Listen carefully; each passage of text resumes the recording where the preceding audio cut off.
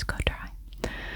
So I went to the Dairy Queen and I walked in and I asked the manager, "Are you hiring?" You know, I was like 16. I think I had braces still. I don't know. But she had me like fill out an application, and I think they hired me like the next day. And you're gonna die when I tell you what my pay was. It was $5.85 an hour, no tips at all. So I worked there for a summer, but I had a ton of fun. I would go like sneak away into the ice cream freezer and eat cookie dough bites. We got to like make our own blizzard at the end of our shift. Whenever I would come home, I would have ice cream all over the front of me from the blizzard machine. You know, it would like, and if you're not from America and you don't know what a Dairy Queen is, I don't know. A blizzard's like a McFlurry. It's like a mixed ice cream drink with different chunks of candy or cake or cookies or whatever. It's making me hungry now. But I'd have it like all over the front of me. My first boyfriend would come visit me. He left me like a flower on my car. I bought weed from my manager. I don't know. It was funny. It was like a funny job. And like my friends would come visit me. I'd work the drive-through. Creepy old men would come through and like hit on me and my coworkers who were like the same age as me. It was a cool job. I loved that job. And then I went back to school and I didn't have to work when I was at school because I also did the swim team. I was a swimmer. I swam every day for 2 hours a day. So that was like my social life. It was that and then school. So then my senior year, summer, I worked for a catering company in that same town. It was a really small catering company. We worked out of the Elks Lodge, where, like, I don't know if you know what an Elks Lodge is. It's kind of like a VFW, I believe, or like, I think there's like the Eagles, or I don't really know how to explain it, but like a place where veterans could go and hang out. There's like a bar, but then there's also a commissary kitchen, and they did like bingo there on the weekends, and I would like work the like our little bingo window and make old ladies ham sandwiches and french fries and bring it out to them and stuff like that. And we would bring like this big humongous grill around to people's parties or workplaces and just like do burgers on the grill, hot dogs on the grill, chicken on the grill.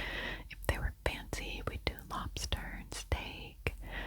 And it got to the point where my boss trusted me to like run some of the events by myself, which was an absolute blast. I drove like this big old van with all the equipment in it, and then I had a trailer on the back that I would like drive around. And I felt really cool doing that. It was like me and this other girl who was probably 17, and we would go to a lumber yard. God, this sounds so ridiculous when I say it out loud. Like, how much more rural Maine can you get? So this girl and I would go to a lumber yard every Wednesday and grill up sausages and burgers and stuff for these men, like, and I was wearing short shorts and we were cute and they would like hit on us and it was weird. But anyway, I can still like smell the grease. And one time I was trying to light the grill. It was like a gas grill, and it wouldn't light, and I got my face like right down on it, and I lit it, and it singed all of my eyebrow hairs.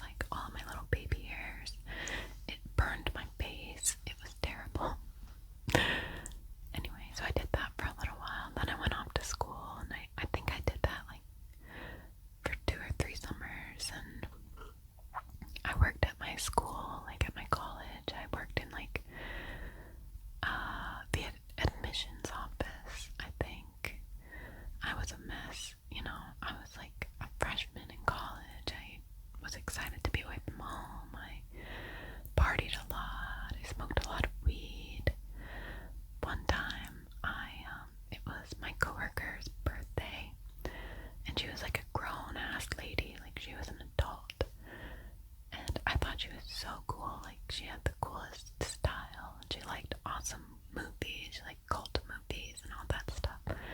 So I brought her this box with a joint in it, and she was like, Sarah, why did you do that? Why did you bring me illegal drugs to our place of work? And I was like, I don't know, just like hide it. So yeah, so that was fun. You guys probably think I'm like a big stoner, but I'm really not. Plus it's legal where I live, so whatever. So in college I majored in ancient Greek, which is not, I thought I might want to go to law school, but I didn't want to be a lawyer. I don't know who I was kidding. I have a couple friends who are lawyers. One of them loves it, and one of them is not so sure. I actually worked for him for a brief time, just as a paralegal. This really is a ramble, guys. I don't even know where I'm going with any of this. So I hope you enjoy it. I hope it's relaxing a little bit. I like listening to ASM artists ramble sometimes. So anyway, I majored in classical languages. I majored in ancient Greek. I loved it. It's a beautiful language. It was amazing to translate works from their original Greek into English, and to kind of study how different translations differed from each other, for lack of a better word. You could look at one Greek word or one Greek sentence, and this one translator could get this kind of meaning out of it, and another translator could get another kind of meaning out of it. So you start to think, what? How many times have these different works been translated? The Odyssey, or the Iliad, or the Bible, all that stuff. How many times has it played the game of telephone? I just found that to be fascinating. I also studied astronomy. I had never even taken a physics class in my life, and I just fell in love with observational astronomy.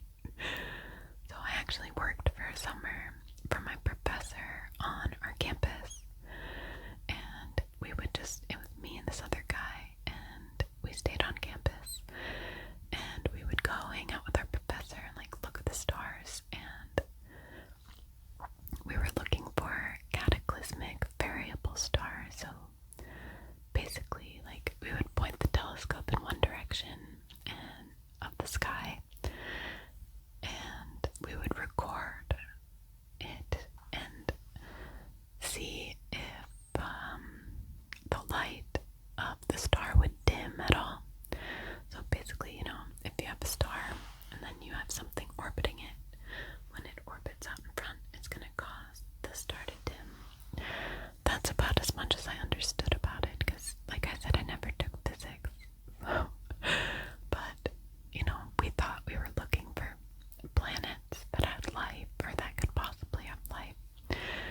We never found anything, but it was a cool experience, and I got paid for it, and I got to hang out on campus with my friends for a summer. And after that, I transferred schools and lived in Boston, and there I worked at a restaurant called Wagamama. It was my first serving job, and I had so much fun.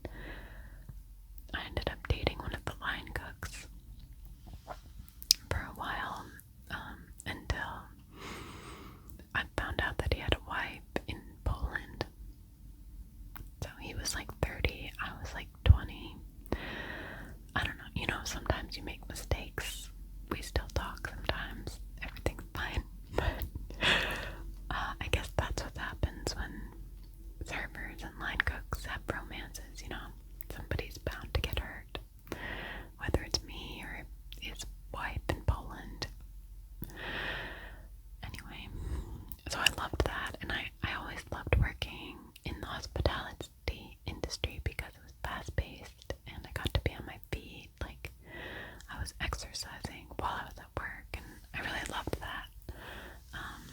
especially being a swimmer, like when I stopped swimming, it was nice to stay active, you know.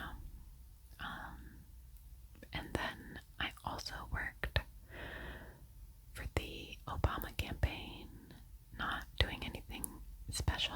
I was basically just sitting on the floor of an office using an old school typewriter, oh, not a typewriter, a calculator, to like count the donations that he was receiving. I did that for like 6 months, and then I moved back home and got a job at Verizon Wireless. But it wasn't Verizon Wireless yet, it was still like this small podunk wireless company, like small town, rural wireless company. And they hired me to help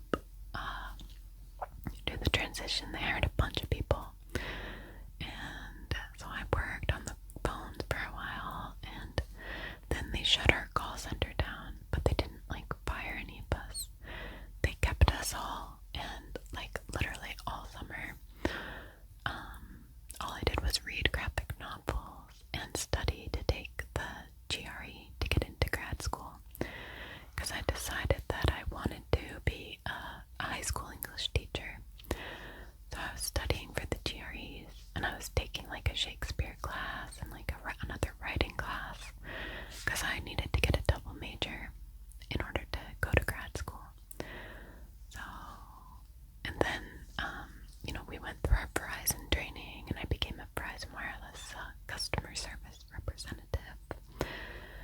Now I am extremely nice to any customer service representative I speak to on the phone, because that job sucks. Any of you out there who do it and you do it well, and you enjoy it, I like commend you, because we had a lot of people on our team who did a great job and like moved up in the company and loved it. I couldn't do it because I hate talking on the phone. I hate it. So I ended up leaving that job. But I got into school, and I started going to school full time, and it was like a 2-year program, but we went all year round. So we went summer, fall, winter, spring, like 4 semesters a year or something. And then I graduated, and I ended up working at a Job Corps. I don't know if you're familiar with the Job Corps, but basically it is for kids or adults up to the age of 24 or 25 who need their GED or want to learn a trade, and I believe they have to be at a certain socioeconomic level to get in to the school. And the school is like it's not a boarding school, but it's almost like they have like military barracks almost. Like the kids stay on campus. It was a really, really interesting experience. I think I worked there for 2 years or a year and a half. But it was really stressful. I loved the kids. But there were a lot of like behavioral issues that I wasn't equipped to deal with. The stools and chairs would get thrown around my room. I had students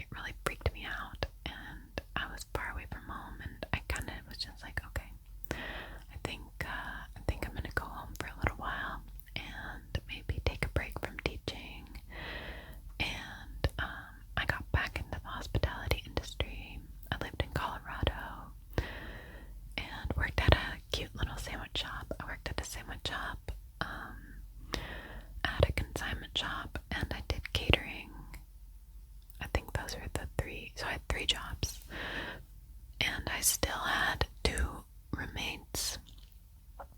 So like it was really expensive where I was living in Boulder. It was so expensive that I needed 3 jobs and 2 roommates. So I ended up leaving Colorado, but I loved working at that sandwich shop. My dream was like to open my own sandwich place. That dream has since changed because of the pandemic, but I would love, I think my ultimate dream right now is to move back to Vietnam, open a coffee shop on the beach in like a small town. One of my favorite small towns was Moi Nei, or on Phu Quoc, which is like an island off the coast of Vietnam. So that's my dream. Have my own little like motorbike and a coffee shop. Anyway, so then I moved to Kentucky and started working at a burger restaurant. I think I worked there for like 4 years, but I ended up being the general manager. And let me tell you, anyone out there who is a general manager or a manager of a restaurant, God bless you. That is the hardest thing I've ever done. Not only is it difficult to like manage an entire staff, stay on top of the equipment, make sure the place is clean, make sure customers are taken care of, but my bosses were out of their minds. They were paranoid, they were angry, they were mean, they were abusive. Don't even get me started. So, I left that job on bad terms because they had kind of pushed me over my limit. And then I ended up going back to work for them for whatever reason. A year later, is that called like Stockholm Syndrome? I don't know. But they like completely ruined, well, I can't blame it on them, but that's also a story for another time. I ended up leaving,